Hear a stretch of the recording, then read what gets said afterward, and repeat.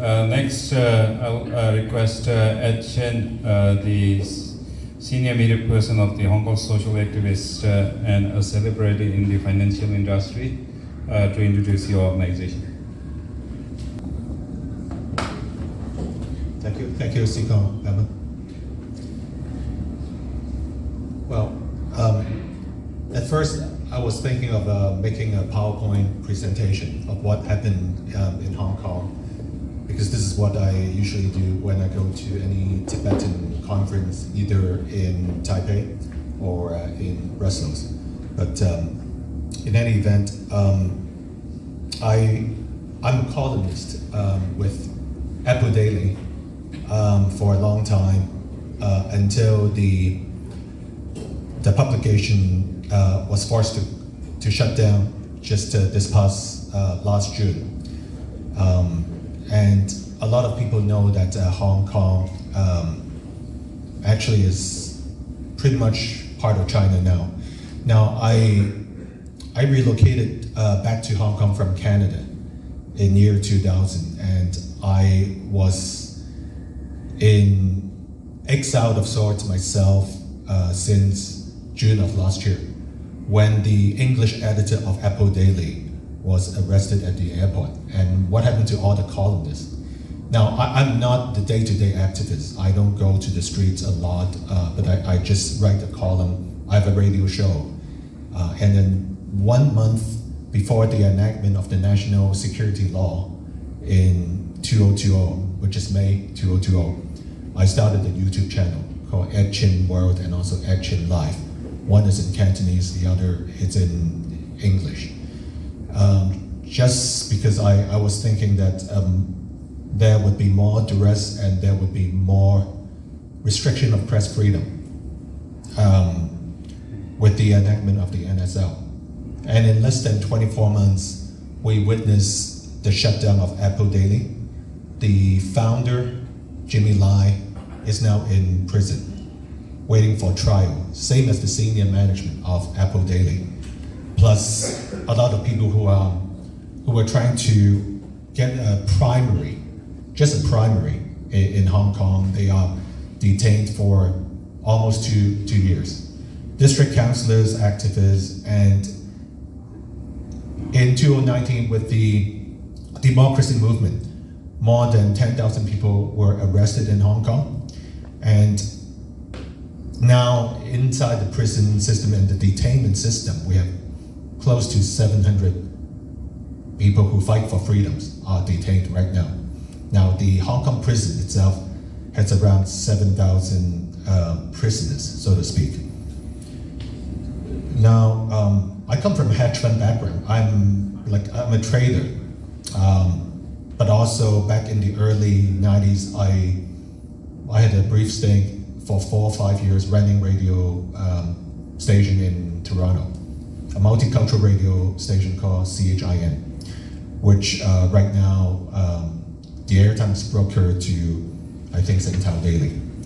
But anyways, this is just a little bit of background why I think it is important for Hong Kongers and especially Tibetans, which I get involved when I had the opportunity to meet up with the Holy List, the Dalai Lama in Australia, I think in 2015, and also in Brussels. And I met the former Sikong Lobsang a few times, talk about what happened in Hong Kong and then the dismantling of Hong Kong over the last few years. So I guess the top priority for us as Hong Kongers now is how can we let the CCP and also like the Hong Kong government, which they just had an election, just a one-person election, just a few hours ago.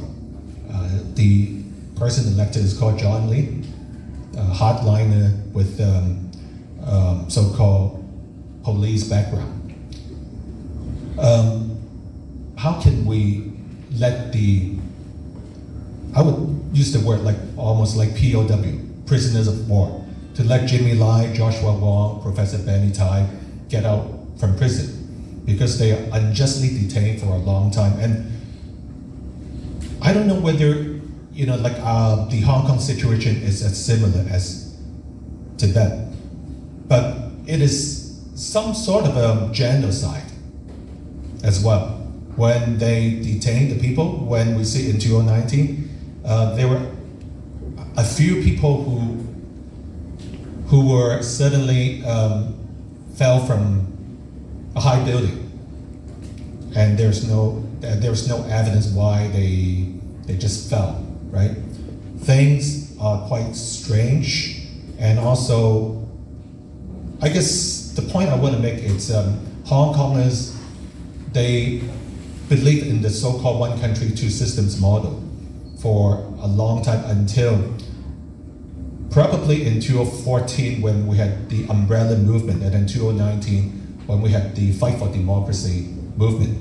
And then things did look okay because things got totally went out of whack.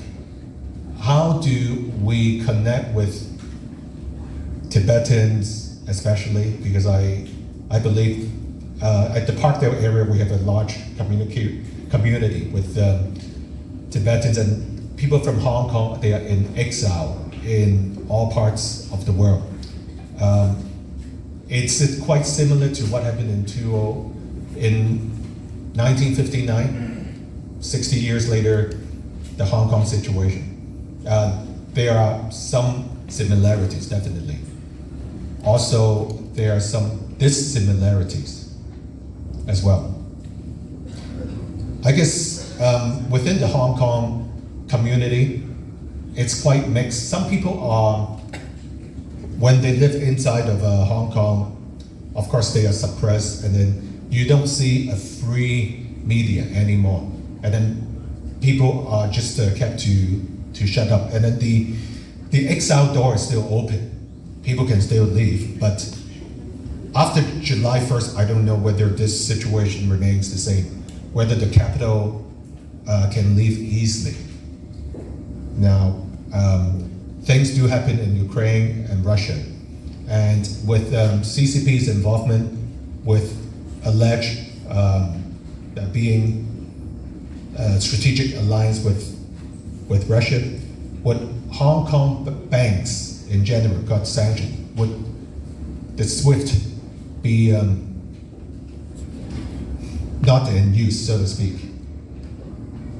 Because that's a decision not made by you and me, but within the forming members of the SWIFT system. So anyways, it's complicated to see the fate of the 7.5 million people living in Hong Kong. And there's one study that was done recently by boutique research firm in Ireland. They say 80% of Hong Kongers, they want to leave Hong Kong. 80%, 80. That's a huge figure.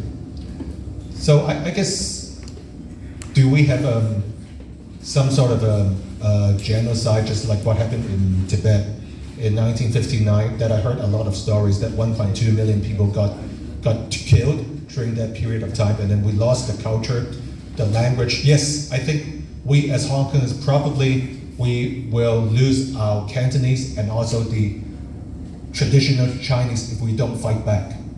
And we condemn the CCP for misleading us in believing that the one country, two systems is still intact.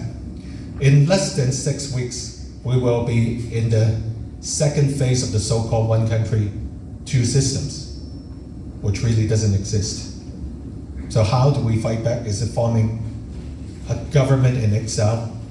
I don't know at this point in time, but I think it is very important to at least raise the concern, and then we have to make ourselves very loud and let the whole world know that Hong Kongers, we stand with Tibetans, with the people in Ukraine, and we do fight for justice.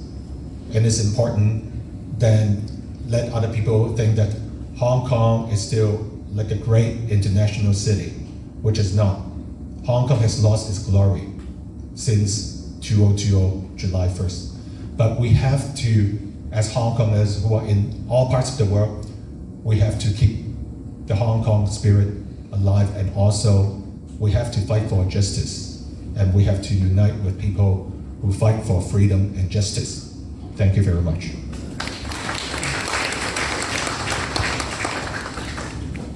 Thank you, Ed.